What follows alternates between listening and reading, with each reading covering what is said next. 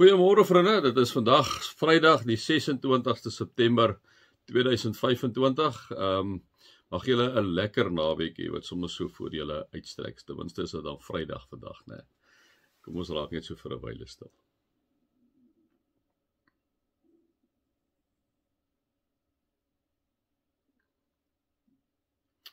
Here, ons wil saam met die psalmdigter bid, Dawid, Psalm 23, waar ons in ons gebed eintlik ons geloof wil kom bely en kom sê, maar Here, U is my herder, ek kom niks kort nie. U laat my rus in groen by velde, U bring my by waters waar daar vrede is, U gee my nuwe krag.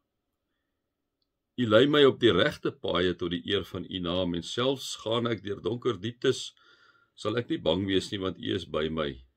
In U hande, Here, is ek veilig. U laat my aansit by 'n feesmaal, terwyl my teenstanders moet toekyk. U ontvang my soos 'n eregas, ek word oorlaai met hartlikheid. Here, U goedheid en liefde sal my hele lewe lank by my bly, en ek sal tuis wees in U huis, tot aan lengte van dae. Dankie daarvoor, o Vader. Amen. Vriende, mag daar vir julle genade en vrede en oorvloed te wees, omdat julle God ken, Jesus ken en die Heilige Gees ken. Vriende, ja, ek gaan so 'n bietjie aan met Efesiërs, ons by die uitverkiesing. Dit is uit die aard van die saak altyd 'n mond vol. Ons het so 'n bietjie gister stilgestaan by vers 4, waar hy sê, so het hy nog voordat die wêreld geskep is, ons in Christus uitverkies om heilig en onberispelik voor hom te wees, né? En dan ek het 'n bietjie met julle daar gepraat. Maar kom ons kyk gou net na hierdie vers, vriende. Ons het 'n bietjie stilgestaan by die uitverkiesing self. Maar kom ons kyk net na hierdie vers. Hy sê, so het hy nog voordat die wêreld geskep is, ons in Christus Jesus uitverkies. En ons kan daarby vashak, maar dan kom sê hy, hoekom het hy ons uitverkies? Om heilig en onberispelik voor hom te wees, kom sê Paulus, né?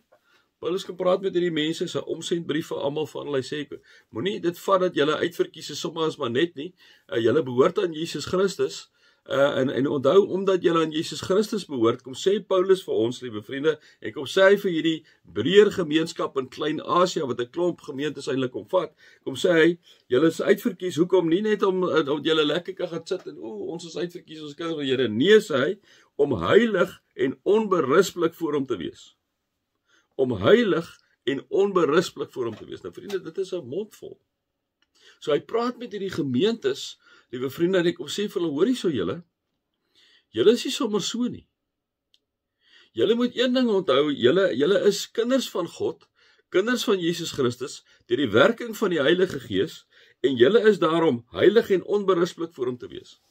Nou Paulus, dit is interessant natuurlik met die briewe van Paulus, want as ons nou sommer teruggaan 'n bietjie na Romeine 12 toe, dan sê hy, hoorie so, gee julle self as lewende en heilige offers, wat vir God aanneemlik is, dit is die wesenlike van die godsdienst wat julle moet beoefen, kom sê hy, vir die mense daai tyd in die brief van die Romeine, né?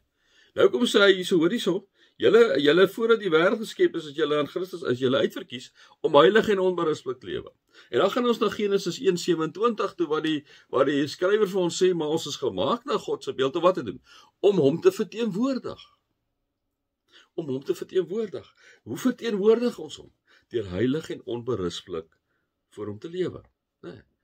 En heilig, liewe vriende, is 'n gelaaide woord. Heilig beteken om afgesonder te wees. Heilig beteken, liewe vriende, ons staan in die teenwoordigheid van die heilige God. Om heilig te wees, moet ek en jy vir mekaar sê, moet ons dit wat ons doen en sê en dink, moet ons sê en dink asof Jesus langs jou staan. Sou jy op 'n sekere manier gepraat het as Jesus langs jou staan? Sou jy op 'n sekere manier gedink het as Jesus langs jou staan? Sou jy op 'n sekere manier besigheid gedoen het as Jesus langs jou staan? Sou jy op 'n sekere manier met jou werknemer gepraat het as werkgewer as Jesus langs jou gestaan het? Praat jy uit 'n posisie van mag uit, of praat jy uit 'n posisie van nederigheid uit omdat Jesus jou koning is? Jy moet heilig wees. So ons moet altyd vir mekaar sê, as ek met enige ding wat ek doen, sê of dink, sou ek dit gedoen, sê of dink het, as Jesus by my staan en by my gesit het. Dis die lakmoestoets, vriende. Dit is wat dit beteken om heilig en onberispelik voor God te lewe. So voordat die wêreld nog geskep is ons uitgekies in Christus om wat te doen? Om heilig en onberispelik lewe. Om so te lewe, as ons die begrip vat van Johannes 13, sodat mense kan sien dat julle my disippels is. Ek en jy is op aarde geplaas met die alleenlike doel, liewe vriende, om God te verteenwoordig. Om so te lewe dat mense by die werk, by die kerk, by jou vriendekring, in jou familie, in jou gesin, vir Jesus sien in jou. Sodat hulle kan sien dat jy disippels van my is, disippels van Jesus Christus is. Dit is wat dit beteken om uitverkies te wees en om heilig en onberispelik voor God inderdaad te lewe. Ek dink ek gaan nou net eers stop daar. Mag julle sommer net 'n wonderlike naweek hê, vriende. Mag julle God se liefde ervaar, Jesus se genade ervaar en die Heilige Gees se teenwoordigheid ervaar.